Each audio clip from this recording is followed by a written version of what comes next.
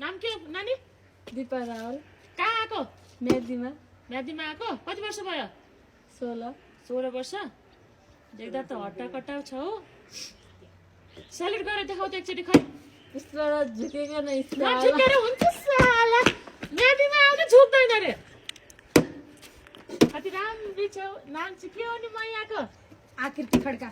ओ नाक हेर, नाकले त ओठै छुल्लाइ जस्तो छ। बाहुन हो नि त। ल तिमीलाई एउटा क्वेसन गर्छु म हैन। क्वेसनको एन्सर चाहिँ फटाफट दिने गर ल। सक्छौ? क्वेसनको एन्सर दियो भने चाहिँ मैले तिमीलाई सिधै सिलेक्ट गर्छु मिडीमा। ल अहिले चाहिँ नेपालको महिला प्रधानमन्त्री को हुन्? मै हो थाहा छैन। ओपो यस्तो त आउँछ मिडीमा यस्तो आउँछ।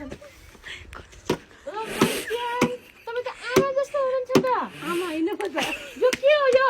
बुढी हो बुढी। बच्चा पाउने छ क्या? होइन होइन बच्चा पाउने होइन। बच्चा पाएर सुत्केरी भएर बच्चा हुर्काएर आउने म्यादीमा। म्यादी हुन आएको हजुर। नाइ नाइ नाइ निस्क निस्क गो गो गो। म्यादी हुन छक्क त छ। यो को हो नि फेरि? छोरो हो। अनि तिमीलाई फर्ममा लेखेको थिएन बच्चा नलिएर आउनु भनेर? होइन म मेदी हुन आएको। मेदी हुन त आएको हो। कति महिना भयो यो बच्चालाई? 6 महिना। 6 महिना? आफ्नै बच्चा हो? हो। बच्चा हुर्काएर 5 वर्ष भएपछि मात्र आउने? होइन होइन म मेदी हुन्छु। ल ठिक छ। तपाईँको मैले यो मेहनत देखेर यत्रो बच्चाको सङ्घर्ष बच्चालाई बोकेर आउनु तपाईँ सिलेक्ट हुनुभयो एकजना। ल बधाई छ तपाईँलाई।